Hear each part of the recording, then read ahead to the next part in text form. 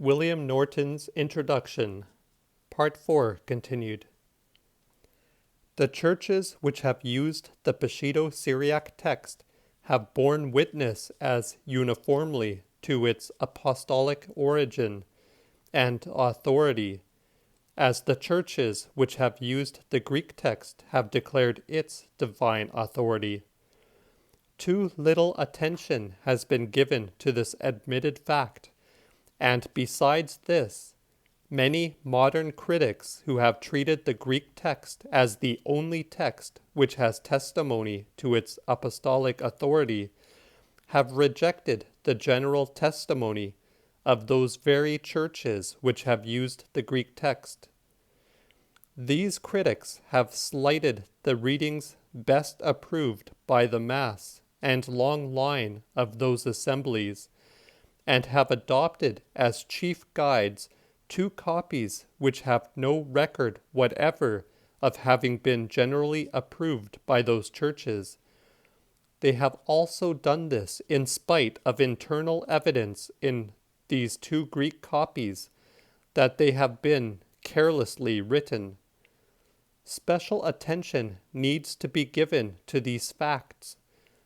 Even Canon Westcott, who insists so strongly in his work on the canon, page 12, that we must depend for proof of what the written rule of Christendom is on the general confession of Christian bodies, has adopted in connection with Dr. Hort, and with view to settle the Greek text upon a sure basis, a system which, as Dr. Scrivener says, is itself entirely destitute of historical foundation. Canon Westcott and Dr. Hort have made and followed conjectures equally destitute of historical foundation with respect to the Peshido-Syriac text. One of these conjectures relates to some fragments of an old Syriac translation of the Gospels discovered by the late Dr. W. Cureton and published by him in 1858. Nothing is known about it except that it was brought from Egypt to Britain. I have not been able to get a copy, and know it chiefly by a review of it published in 1859 by Professor Christian Hermansen of Copenhagen. This is not the place to discuss the peculiarities of that translation. It is sufficient to quote a few words from Mr. Hermansen. He says that the Peshido and this translation greatly differ and in various ways, and that there is a wonderful agreement between this translation and the Cambridge manuscript called D, of which copy Dr. Scrivener, an able judge, says, "It may be said without extravagance that no set of scriptural records affords a text less probable in itself, or less sustained by any rational principles of external evidence, than that of Codex D, of the Latin codices, and, so far as it accords with them, of Cureton's Syriac." Dr. Roberts of Aberdeen seems to be justified in saying of Dr. Cureton's fragments, "Never, probably, was there in the whole history of critical publications such a notable example of self-delusion as that under which Dr. Cureton has labored in this undertaking," that is, the undertaking to prove that these fragments more nearly represent the exact words of Matthew himself than any copy yet discovered. And yet Dr. Westcott and Dr. Hort assume that this Curetonian version of the Gospels is the first form of the Peshido. Canon Westcott calls it the Old Syriac.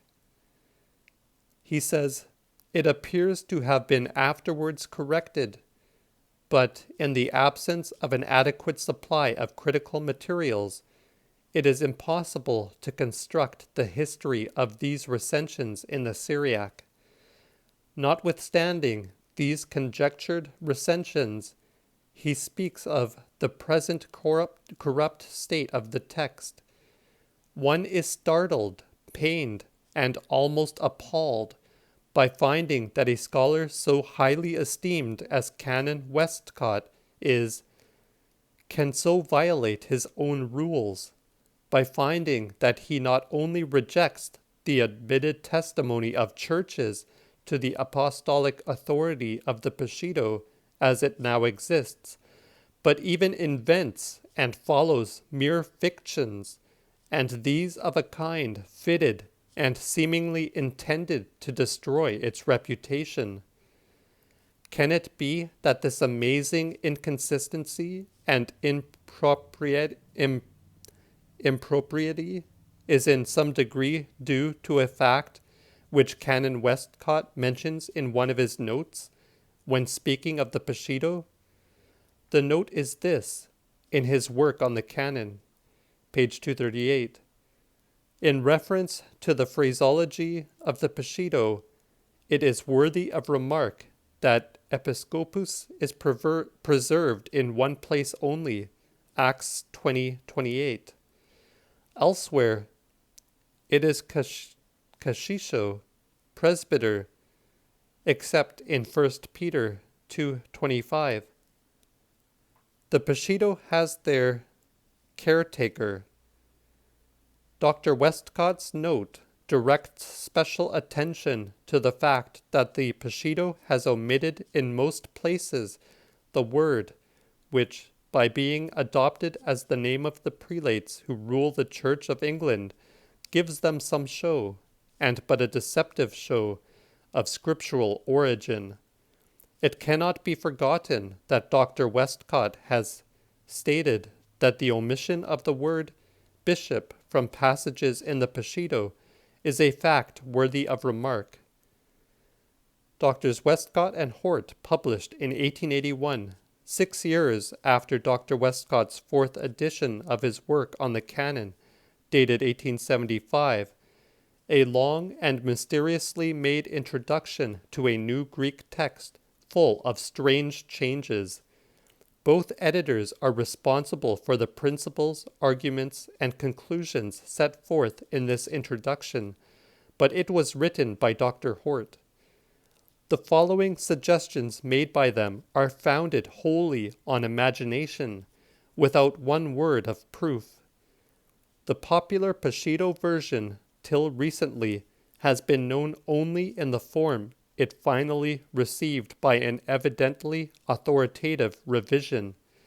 An Old Syriac must have existed as well as an Old Latin.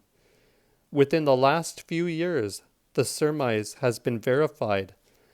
An imperfect Old Syriac copy of the Gospels, assigned to the 5th century, was found by Curitin among manuscripts brought to the British Museum from Egypt in 1842, and was published by him in 1858. This is assumed by the writers to be the Peshitta in its original form, and is said to render the comparatively late and revised character of the Peshitta a matter of certainty, page 84. Upon this stream of the imagination, continued references are made to the Peshitta as not coming up to the requirements of criticism, etc. Sadly, often have false witnesses risen up, but it must be deemed an alarming proof of the diseased state of biblical criticism if we find even leading men indulging not only in wild fancies, but even in false accusations against the most truthful of witnesses. The late Dean Bergen, in his work, The Revision Revised, 1883, said in reference to these conjectures, "Not a shadow of proof is forthcoming that any such recension as Dr. Hort imagines ever took place at all."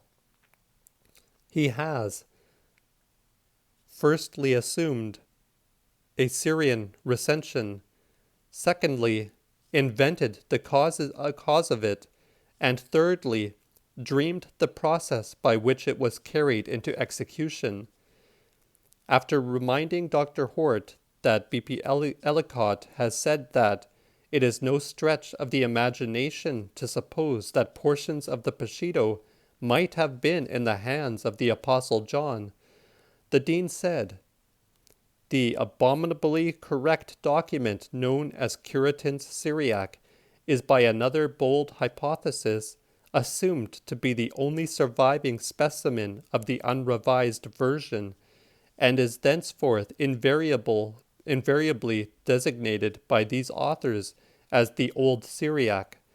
Not a shadow of reason is produced why we should suppose, first, that such a revision took place, and secondly, that all our existing manuscripts represent it.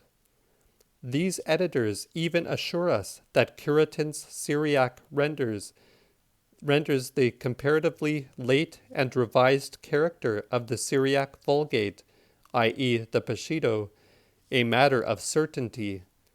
The very city in which it underwent revision can, it seems, be fixed with tolerable certainty. Can Dr. Hort be serious? These painful details are given for the double purpose of guarding the reader, first against wrong conclusions as to the Peshitta itself, and secondly against placing confidence, without due examination, in the conclusions of the most influential critics of the day. The habit of substituting mere conjecture for proof is far too common with respect to the Peshitta. One illustration of the great importance of some of the questions which these editors try to decide by the aid of conjecture is worthy of special notice. In John 1:18, they have placed words meaning that Christ is the only begotten God. They have placed these words in the main text. The revisers of the English version have not put these words in the chief place, but say in the margin, "Many very ancient authorities read, God only begotten." In 2 of the 3 creeds in the prayer book of the Church of England, the semi-Arian belief is avowed that the Word, the second person of the Godhead, was begotten by the first. In the Athanasian Creed, he is said to have been begotten before the worlds. In the creed used in the communion service, he is said to have been begotten before all worlds, very God of very God, begotten and made, or begotten, not made. The Peshitta has in John 1:18, the only God, without the word begotten. He who called himself I am, declared that, like the Father, he, the Word, is self-existent. God tells us by Luke that Jesus is called the Son of God in respect of his manhood, not of his deity, Luke 1:35. But these eminent scholars, by following corrupt copies, have introduced the false teaching of the creeds as to the derived and inferior Godhead of the Word into the Book of God itself.